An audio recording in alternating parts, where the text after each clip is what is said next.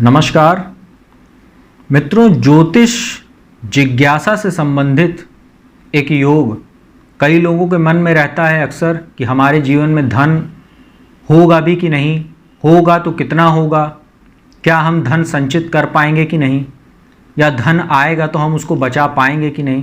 ऐसे कई तरह की जिज्ञासाएं रहती हैं जो अक्सर व्यक्ति जब कुंडली विश्लेषण कराता है तो उसको वो जानने को इच्छुक रहता है।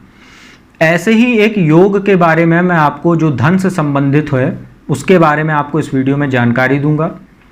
मित्रों, जन्म कुंडली में जो दूसरा भाव होता है ये धन भाव होता है, साथ ही संचित धन का घर होता है। हम जीवन में जो कमाई करते हैं उसमें कितना संचित कर पाएंगे, सेविंग कर पाएंगे, उसका यह दूसरे भाव से विचार किया जाता है। वहीं जो नवम भाव होता है ये कुंडली का भाग्य स्थान है।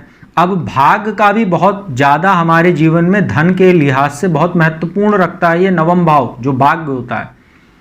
कई बार आपने देखा होगा कि व्यक्ति जुआ, सट्टा, शेयर, लॉटरी जैसी चीज़ों में निवेश करता है और उसको भाग्यवश अचानक बहुत बड़ी मात्रा में धन प्राप्त हो जाता है, परंतु कुछ अपने गलत कारणों से वो धन बहुत जल्दी गंवा भी देता है। माफ़ कीजिएगा, जितनी जल्दी वो कमाता है उतनी जल्दी वो गंवा भी देता है। इसी सब बातों का जो हम लोग विश्लेषण करते हैं वो दूसरे भाव से करते हैं कि कितना आप संचित धन कर पाएंगे जीवन में। मित्रों, ये जो योग है, अगर दूसरे भाव का स्वामी जन्म कुंडली में जो दूसरे भाव का स्वामी होता है और जो भाग्य स्थान जो नौवां घर होता है इसका जो स्वामी होता है, यदि दूसरे और नौवें भाव का स्वामी एक साथ युति करके अर्थात एक साथ कहीं दोनों कुंडली में केंद्र स्थान या त्रिकोण भाव में बैठ जाएं।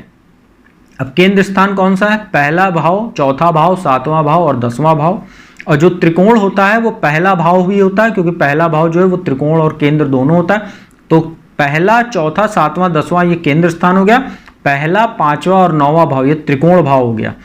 दूसरे भाव का स्वामी जो धन भाव होता है और नवम भाव का स्वामी जो भाग्य का स्वामी होता है, इन दोनों भाव के स्वामी अगर एक साथ कहीं युति बना के केंद्र स्थान में या त्रिकोण भाव में 1, 4, 7, 10 में या 1, 5, 9 में बैठ जाए तो ऐसे व्यक्ति के पास जीवन पर्यंत कभी धन की कमी नहीं रहती।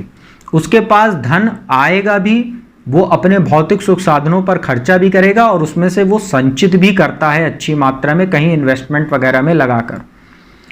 तो मित्रों, आप भी अपनी कुंडली चेक कीजिए। यदि आपकी कुंडली में जो दूसरे भाव का स्वामी है और नौवें भाव का स्वामी इधर केंद्र स्थान में वो या त्रिकोण भाव में बैठा हुआ है तो आपके जीवन में भी धन प्रचुर मात्रा में आएगा और प्रचुर मात्रा में धन आपके पास आता भी होगा।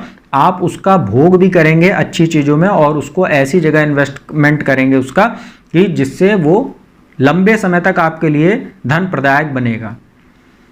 तो मित्रों, उम्मीद करता हूँ आपको वीडियो अच्छी लगी होगी। ये जो ज्योतिष जिज्ञासा, अब मैं आपको एक एक वीडियो कभी कभी बना के दूंगा जिसमें कुछ योग होंगे जो आपके जीवन में काफ़ी महत्व रखते हैं, उससे संबंधित जानकारी मैं दूंगा आपको।